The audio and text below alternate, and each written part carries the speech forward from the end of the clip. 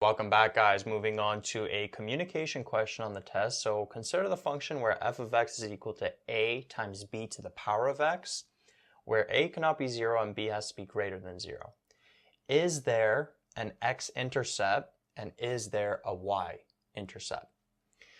So rewriting this function over here,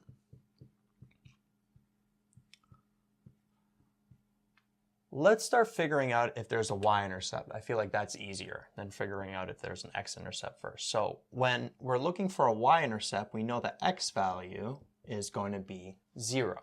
So we could just plug in 0 for x here. So we'd have b to the power of 0. Now, anything to the power of 0 is just 1. So we'll have a times 1, which is just going to give us a,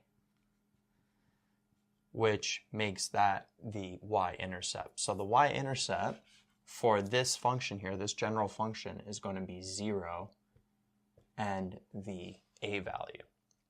What about the x-intercept?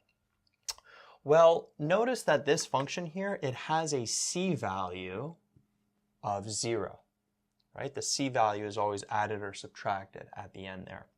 And we know that the c value always represents the horizontal asymptote for an exponential function.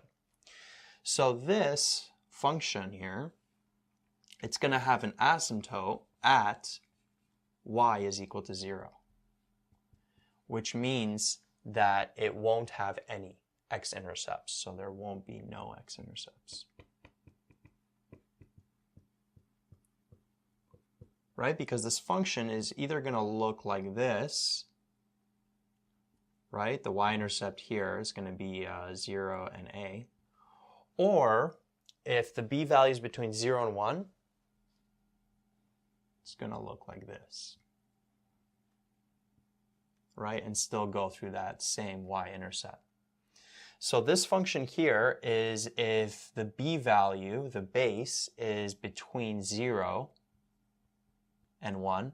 And this function here is if b is greater than 1, right? So y-intercept is 0 and a, and there is no x-intercept because the c value is 0, meaning that there's a horizontal asymptote there. So it's never going to touch that x-axis.